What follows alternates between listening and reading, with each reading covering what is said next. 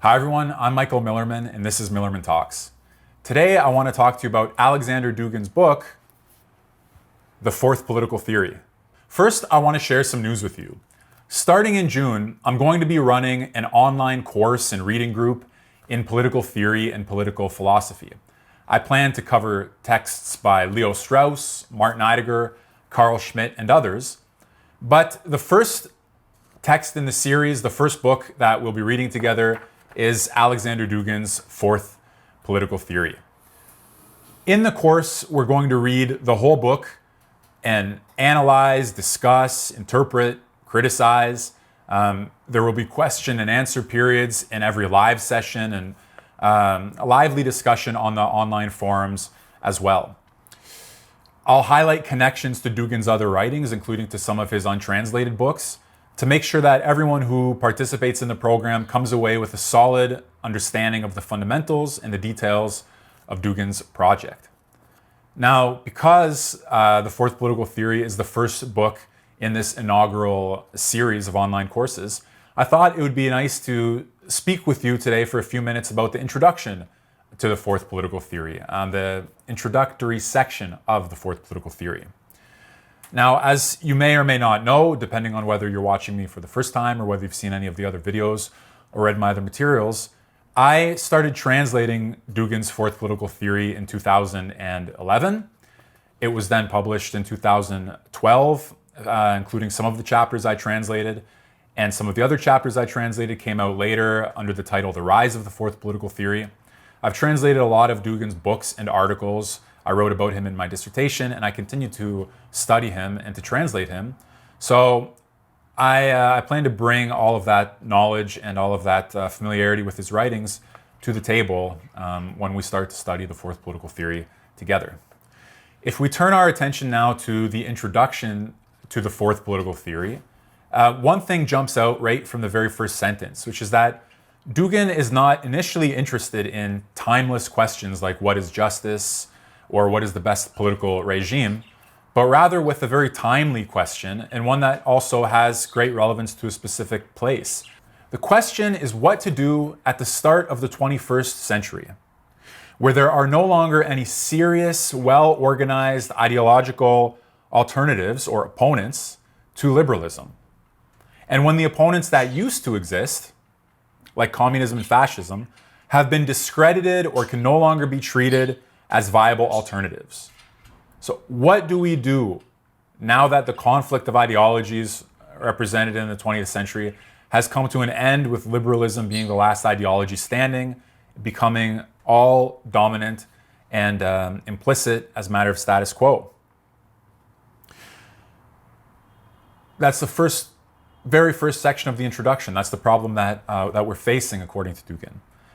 And liberalism, he writes, had always insisted on de-emphasizing the importance of politics, for instance, in favor of economic or social factors. And it made the decision to abolish politics completely after its triumph. And this decision was presented not as a political process, but as a natural and organic one. So what he's saying is that the idea that a genuine conflict over first principles, over things like the nature of man, his relationship to the whole, the good to which we ought to commit ourselves, all the fundamental questions like that, and all the conflict over first principles between friends and enemies, which constitutes the core of political life, was replaced by a view that fundamental antagonisms could be overcome through consensus, through dialogue, or by just bracketing the issue of first principles altogether, by putting the substantial disagreements out of sight and out of mind. When liberalism no longer had to fight against opponents that could put an end to it, Dugin says, it mutated into a lifestyle of consumerism and fragmented sub-political individualism, culminating, some might say today, in what people are calling clown world. In other words, in a situation of self-parodying absurdity where we seem to have lost all guidance, all standards, all seriousness, and are in some sort of freakish world. There's no issue in this situation for people who agree with liberalism and its transformations. For the clowns and the people amused by them, no question arises here of a viable alternative because they're not looking for one. But what about people who don't agree with the status quo? They find themselves, Dugin writes, in a difficult situation. The triumphant enemy, liberalism, has dissolved and disappeared, which means you can't fight against political liberalism anymore because now the whole field of the political, constituted by these fundamental antagonisms between friends and enemies, has collapsed. There are no more genuine enemies. There is no more field of the political. Liberalism, which was once an alternative in the foreground, has now just become operative in the background. So critics of liberalism are left struggling against the air, he writes. And how can one engage in politics if there is no politics? How can you engage in the political if the field of the political has collapsed? So the specific situation Dugin addresses at the very beginning of the introduction to the fourth political theory is the collapse of the field of the political after the victory of liberalism over its ideological opponents, especially communism and fascism. The fourth political theory idea presupposes that one is dissatisfied with the status quo, but has no clear line of attack and no feasible alternatives at hand. In this situation, Dugin writes, there is only one way out: to reject the classical political theories, both winners and losers, strain our imagination, comprehend the reality of the new world that we find ourselves in, correctly decipher the challenges of post-modernity, and create something new beyond the political battles of the 19th and 20th centuries. Such an approach, he writes, is an invitation to the development of the fourth political theory, beyond communism, fascism, and liberalism. End quote. Many critics of Dugin say that the fourth political theory is basically a fancy name for fascism, what he calls the third political theory. That is totally wrong, and there's not a shred of evidence for it in this book, The Fourth Political Theory. And you can see already, as early as the introduction, Dugin is insisting that the fourth political theory must be beyond fascism, as well as communism and liberalism. It must reject both the winners and the losers, he says, of the 20th century ideological struggle. That means rejecting both liberalism and the ideologies that challenged it, including fascism. It must understand the postmodern situation in a way that fascism, as itself modern, was not forced to do. Whatever might be the details of its relation to the earlier political theories, which we'll get into in more detail in the course, the fourth political theory cannot be thought of as just repackaging or rebranding them. And it's definitely not that. And we literally only had to read like less than 2 pages of the introduction. You had to go through about just a handful of paragraphs to see that Dugin is a wholesale rejection of the 20th century alternatives. They can't be a point of reference for the creation of something new. It's not just more communism or more fascism. And the strange thing is that so many Dugin experts, quote unquote, get that totally wrong, really because they approach him in bad faith, not with the desire to understand what his arguments are, but already knowing in advance that he must be an enemy because of his attitude towards liberalism, and already having projected onto him in advance what they hope to find in him in the act of reading him. Well, to repeat, the book really provides an abundance of evidence against the claim that he's repackaging fascism. And for instance, there's an appendix. If you have a copy of this book, you can look at the first appendix on political post-anthropology, as he calls it, where he rejects the figure of the fascist political soldier.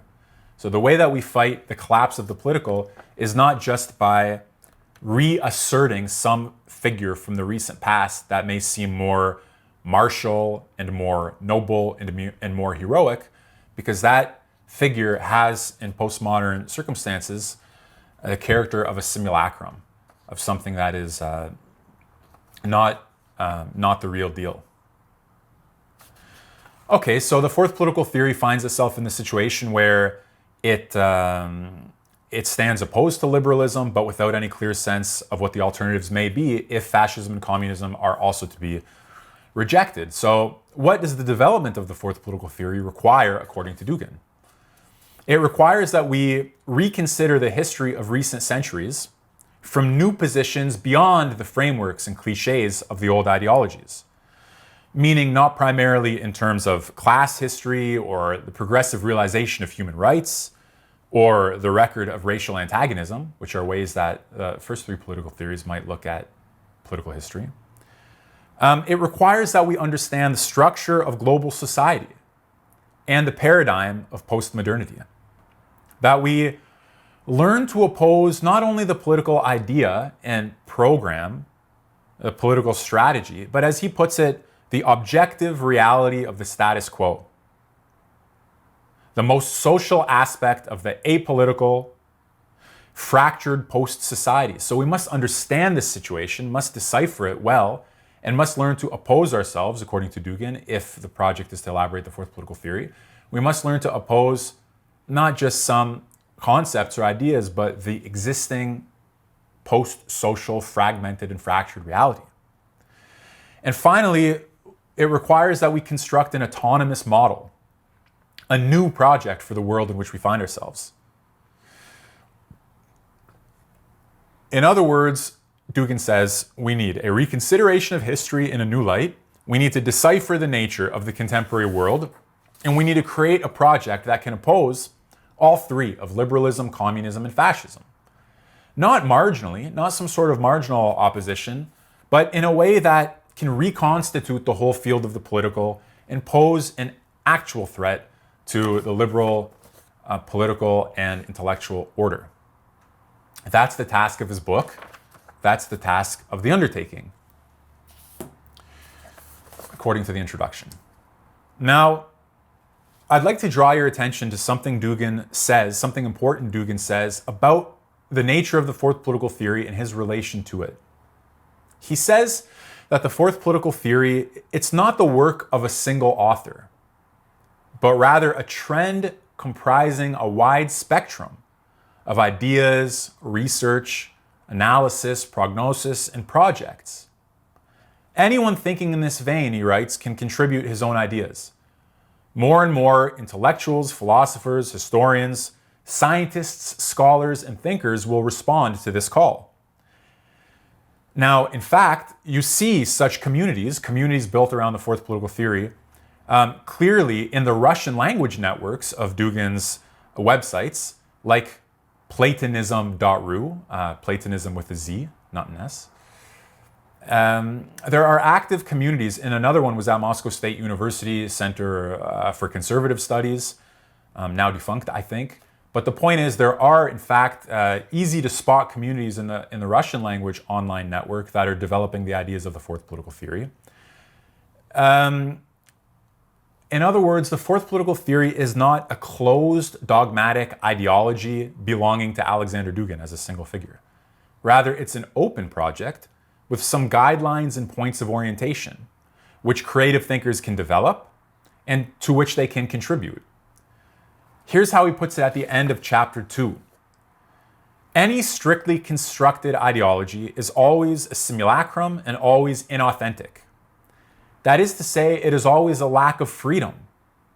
Therefore, the fourth political theory should not hurry to become a set of basic axioms. Perhaps it is more important to leave some things unsaid, to be discovered in expectations and insinuations, in allegations and premonitions. The fourth political theory, he writes, should be completely open. Now, there are good Platonic and Heideggerian explanations for that insistence on openness in other works of his. By the way, for instance, in Heidegger's distinction between worldview and philosophy, which he develops in the Contributions to Philosophy of the Event, a work of importance for Dugin. And also, Dugin has a distinction himself between open and closed Platonism, where he agrees with Heidegger about the rejection of closed Platonism, but believes that Heidegger can be made to work consistently with open Platonism. So this idea that we must guard against a closed, axiomatically closed ideological dogmatism is it's built into the fourth political theory. And one of the reasons I wanted to highlight that is not only because it's in the introduction and I want to talk to you about the introduction, but because Dugin is often called a mere ideologue, someone who's just out to put together a basic system of anti-liberal axioms that can be operationalized more or less effectively by enemies of the United States and of the liberal order. But what I found over 8 years of reading him and translating him and studying him, and what jumped out, even as I say, in the introductory pages of this book, is his explicit opposition to the idea of making the fourth political theory a closed dogmatic system. So we've got to keep that in mind, no matter how many times we hear about him statements to the contrary, that he's nothing more than an ideologue.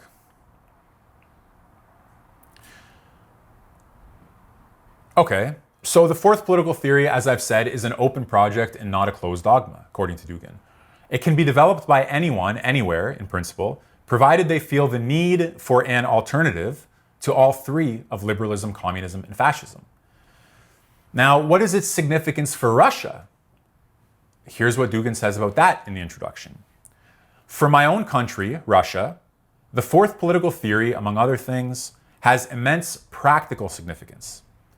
The majority of Russian people suffer or experienced their integration into global society as a loss of their own identity. The Russian population almost entirely rejected liberalism in the 1990s, but it's also apparent that a return to the illiberal political ideologies of the 20th century is unlikely, as these ideologies have already failed and proven themselves unequal to the challenge of opposing liberalism, to say nothing of the moral costs of totalitarianism. Still quoting, therefore, in order to fill this political and ideological vacuum, Russia needs a new political idea.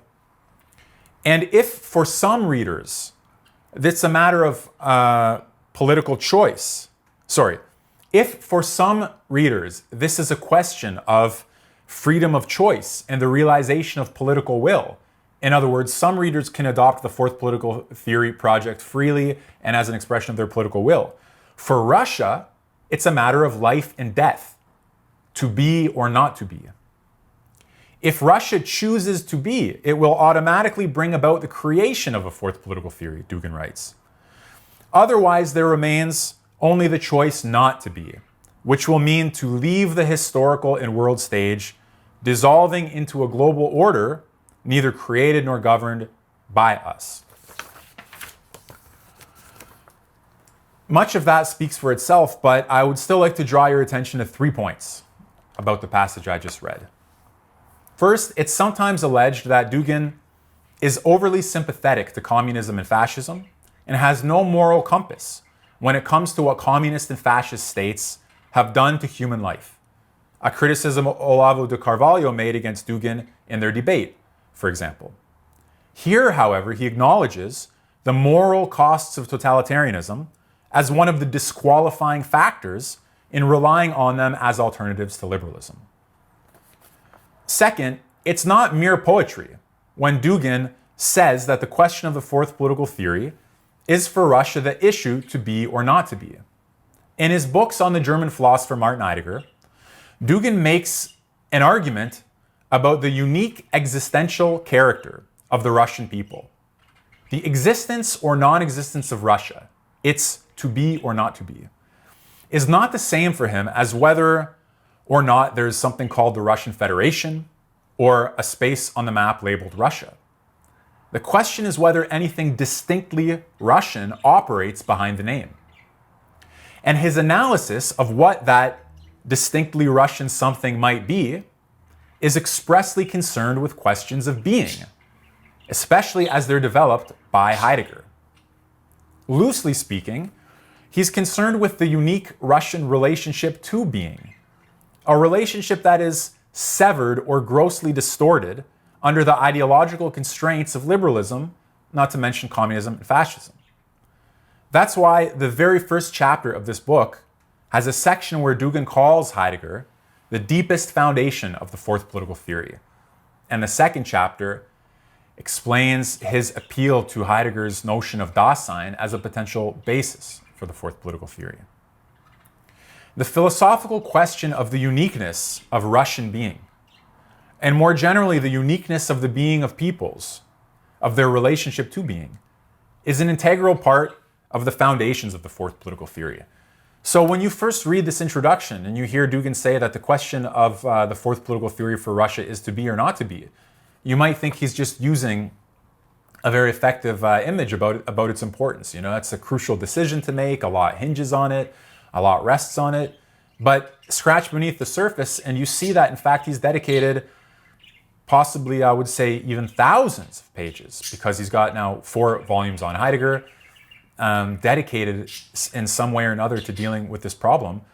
He's dedicated over 1,000 pages to what the question of being and the meaning of being means for peoples. So that's something else that we'll have to get into in more detail on another occasion. I do have some essays on Dugin's Heideggerianism on my academia site. I'll put a link to that below if you want to start to follow the silver thread. The third and final point is related to what I just said. Although Dugin concludes the introduction with a statement about the importance of the fourth political theory to Russia and its question to be or not to be, anyone, anywhere, any people with a concern that its independence and unique existential constitution is threatened by global liberalism has good reason to take interest in Dugin's analysis of the problem and to thoughtfully examine the characteristics of his proposed solution. Keeping in mind, as I said, that it's an open project and that he's invited those of you who resonate with it to contribute to it. So yes, he ends on the note of the significance for Russia, but you may ask yourself, whether you're watching in wherever you may be watching, what is the significance of this question for my country, for my people, for my civilization, for myself, and for my community?